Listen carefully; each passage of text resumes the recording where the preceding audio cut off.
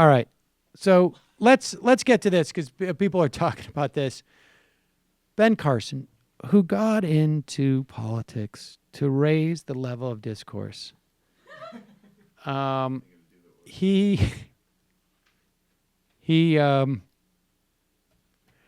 is Ben Carson getting a little frustrated with all the questions.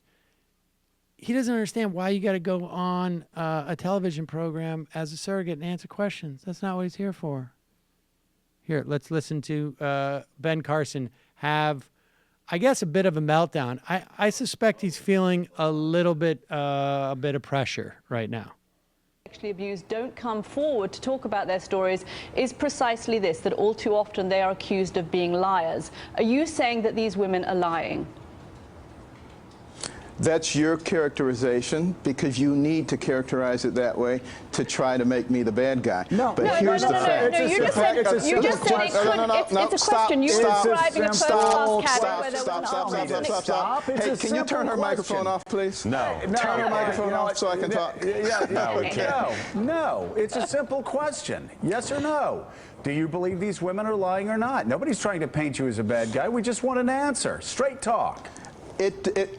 It doesn't matter whether they're lying or not. Of course it matters. What matters, listen, it doesn't matter whether they're lying or not. What matters is that the train is going off the cliff. We're taking our eye off of that, and we're getting involved in other issues that can be taken care of later. If the campaign is saying, and you are suggesting that they are lying because this possibly couldn't have happened because of the way that first-class cabins are designed and their air hostess is there, which is implying that you think they are lying, that they're not telling the truth, then that's a huge issue. Okay. Here's what we need to be thinking about. I love the fact that all of a sudden you want to talk about morality in our country. I would love us to bring back our Judeo-Christian values and begin to teach those things and emphasize them at a time other than a political election. Let's do that. But right now, the train is going off the cliff. Are they not relevant? You've got to understand that. Dr. Carson, you definitely know how bruising a primary battle can be, but the entire time you ran for president, you were not accused of a sexual transgression the entire duration of your race, except perhaps by Donald Trump, who referenced you somewhat as a pedophile in a completely unfounded and ridiculous statement. What does it say that there are 1, 2, 3, 4 multiple accusations about Donald Trump, and you didn't have a single accusation like that against you? Again, not the important issue. It's like hitting against a brick wall, getting people, and particularly people in the news media, to understand how much trouble we're in. The train is going off the cliff. It doesn't matter that he did. I mean, we can deal with that later. It's about the politics of personal destruction. We were saying earlier that, like, Ben Carson, it's almost 30, because it's almost like by being exposed to Trump for the first time, I'm actually starting to slightly believe Carson's stories about trying to stab people. Like, what a nasty little bastard this guy is. And it's almost starting to seem like the origin story of a supervillain.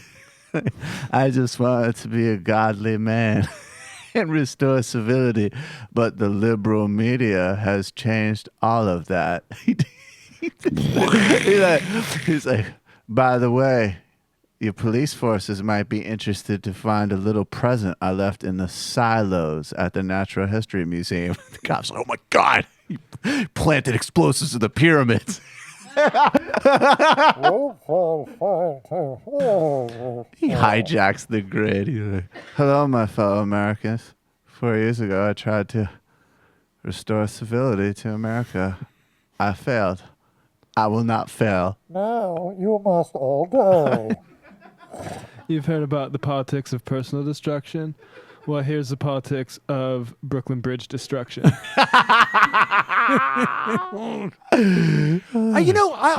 forgives. I think I don't. You know, he's living. This guy has been so has fallen so deeply down the wormhole that he thinks that. I mean, I would love. I don't know if they asked him on this. I got to go back and watch the whole thing. if they said, like, when you say the train's going off the cliff, like, what are you talking about? Like, I mean, I can take a guess, right? He thinks that we're being completely infiltrated by ISIS, and that our debt is going to somehow explode, and suddenly some other currency in the world. I mean, remember like 4 years ago when we would have people tell us, like, we are just moments away from runaway inflation, from the Chinese becoming the world's. We're going to turn to Zimbabwe, and I'm here to make it happen. What is the train? What is the cliff that he thinks that this train is falling off? I mean, this guy's so deep into it now. He is completely lost. After Donald Trump saves America from the global banker train Saul Alinsky cabal, then we can bring charges against him for rape and sexual harassment. But first, he has a job to do. I don't. Wait! Shut up! Shut! I swear to God. I know. Subscribe.